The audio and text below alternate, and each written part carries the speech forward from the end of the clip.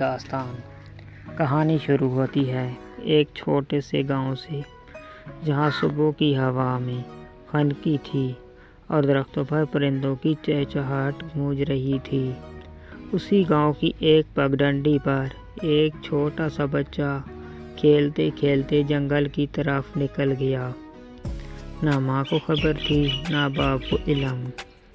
اور پھر اچانک درختوں کے پیچھے سے ایک سایہ حرکت کرتا ہے، لمبی دم، چمکتی آنکھیں۔ وہ تھا ایک جنگلی بندر۔ گاؤں والوں کے لیے بندر صرف شرارتی جانور تھا، مگر آج وہ کچھ اور بننے جا رہا تھا۔ بندر نے اچانک بچے کو گود میں اٹھایا۔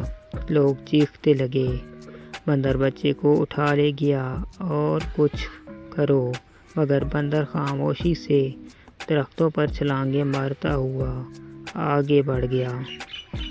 بچہ رو رہا تھا، ماں پیچھے دوڑ رہی تھی اور گاؤں والے ڈنڈے لیے اس کے پیچھے، مگر کسی کو خبر نہ تھی کہ بندر اسے لے جا کہاں رہا ہے اور کیوں۔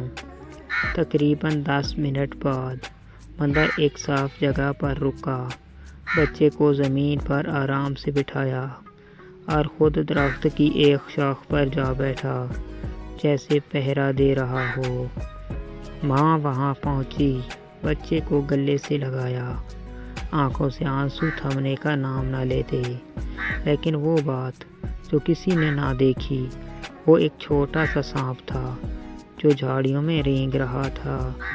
بچے کھیلتے کھیلتے اسی سانپ کے قریب جا چکا تھا، اور بندر نے جو کچھ کیا وہ بچے کی جان بچانے کے لیے تھا۔ گاؤں والوں نے آنکھوں سے وہ منظر دیکھا۔ بندر کوئی عام بندر نہ تھا۔ اور پھر ایک بڑھیا نے خاموشی توڑی، یہ وہی بندر ہے جس نے کئی سال پہلے میری بیٹی کو جنگل میں بھٹکنے سے بچایا تھا، اور اس دن سے میں روز کھانے کو کچھ دیتی ہوں۔ خاموشی چھا گئی، سب کے چہروں پر حیرت تھی، کیونکہ آج ایک بندر نے انسانیت کا وہ سبق سکھایا تھا جو انسان کبھی کبھار بھی نہیں سیکھتا۔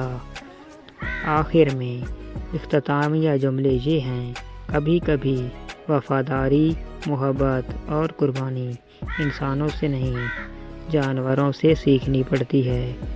پیارے ناظرین، اگر آپ کو میری یہ کہانی پسند آئی ہے تو میرے چینل کو سبسکرائب کریں اور ویڈیو کے نیچے کمنٹ لازمی کریں اور لائک بھی کریں۔ شکریہ۔